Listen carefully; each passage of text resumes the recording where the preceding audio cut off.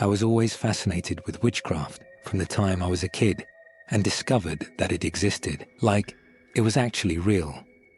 Not myths or Halloween tricks, but something you could feel, see, and even control. I sit here remembering myself in my bedroom when I was about 9 or 10, wide-eyed, thinking, whoa, magic is real. It felt like a spark had been lit inside me. But I grew up so Christian.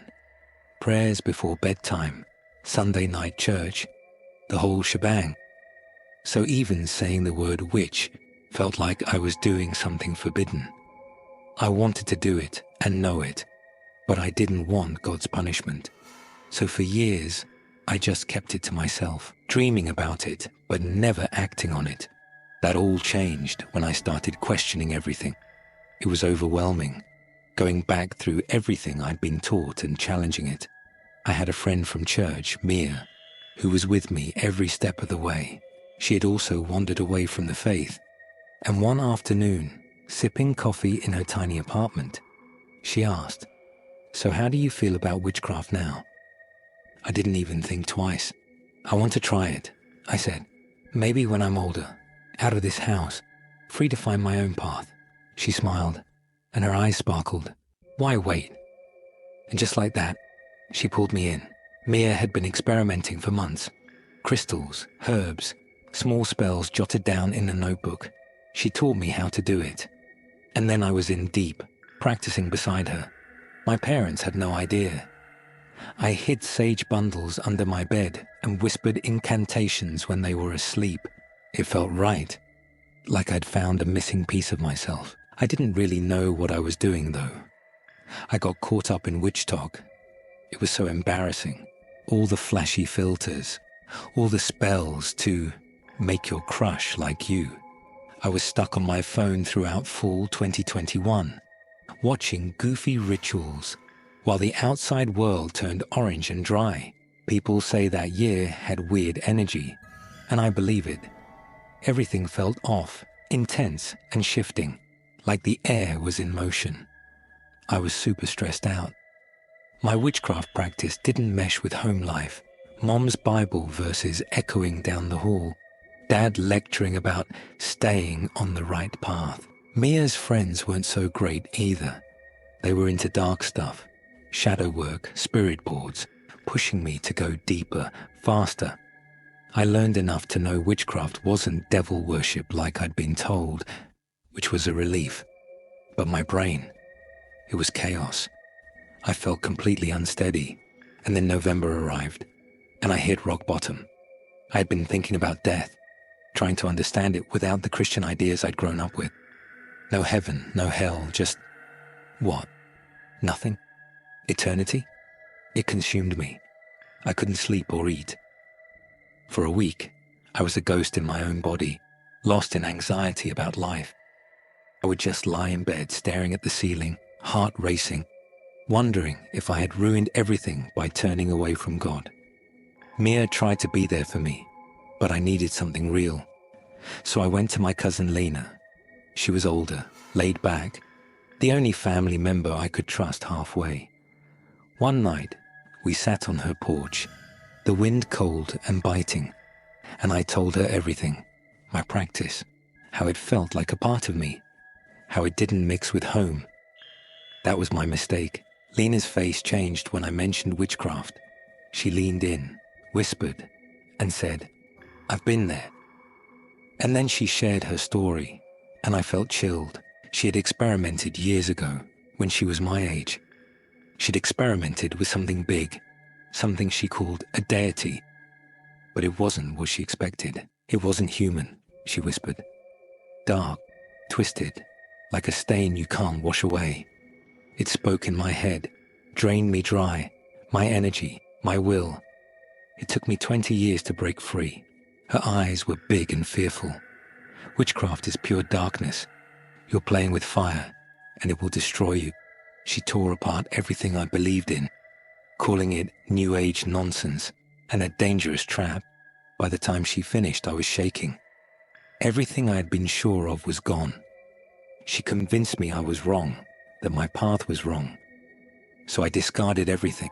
I burned my notes, got rid of my crystals, and promised never to do it again. I felt empty after that, like something had been taken from me. But last year, around the same time I first started exploring witchcraft, something called me back. Part of it was paganism, gods that felt kind, not harsh. I began reading tarot cards again, letting them guide me. I wanted to do spells and make things happen, but Lena's words lingered in my mind, unsettling me. What if she was right? What if I called something evil? I couldn't get it out of my head. She is a conservative Christian now, and in hindsight, I realized she was projecting her own fears onto me. My comfort was real. I know that now. My instincts are stronger than her warnings. This connection to witchcraft feels natural. It's a part of me. If I deny it, it will pull me back anyway. But the spooky side, spirits, entities, whatever Lena experienced, I have no desire for that. I just need clarity, knowledge, and a way to get on with life. Recently, though, I've been feeling a pull, like the universe is telling me it's time. And that's when things started happening. A few weeks ago, I was shuffling my tarot deck late one night. The house was still. The only sound was the soft hum of the refrigerator downstairs. I'd asked a straightforward question. What's next for me? The cards fell. Tower, death, the moon. Change, endings, secret fears. I frowned and pulled another card for clarity. The deck slipped, and a card I didn't recognize fell out. It wasn't mine. Black-edged, hand-painted. A woman in a frayed cloak, green eyes blazing, surrounded by crows. A witch. My stomach dropped. That card didn't belong to my deck. I pushed it back in, heart pounding, and went to bed. The following night, I heard something. A whisper. It was quiet, like air through parched leaves, coming from my desk where the deck lay. I shoved the deck aside, telling myself I was imagining things. But it persisted. Each night, it became louder, more distinct, until I heard the words, "You called me." I hadn't called anything. I'd barely cast a spell since Lena's warning. Then, there were the dreams. I kept seeing her, the witch from the card, standing in a field of ash, crows circling overhead. She never spoke a word, just stared at me, her green eyes burning into mine. I'd wake up in a sweat, the room too still, as if something had just left. Last night it got worse. I was nearly asleep when the whispering became a voice, low, rough, female. "You can't run," it said. I sat up fast and turned on the light. My tarot deck was scattered across the floor, cards facing every direction. That witch card was face up, glaring. I grabbed a box, swept the cards into it, and shoved it under my bed. But as I lay there, the air became heavy and cold, like something was pressing down on me. Then I heard it.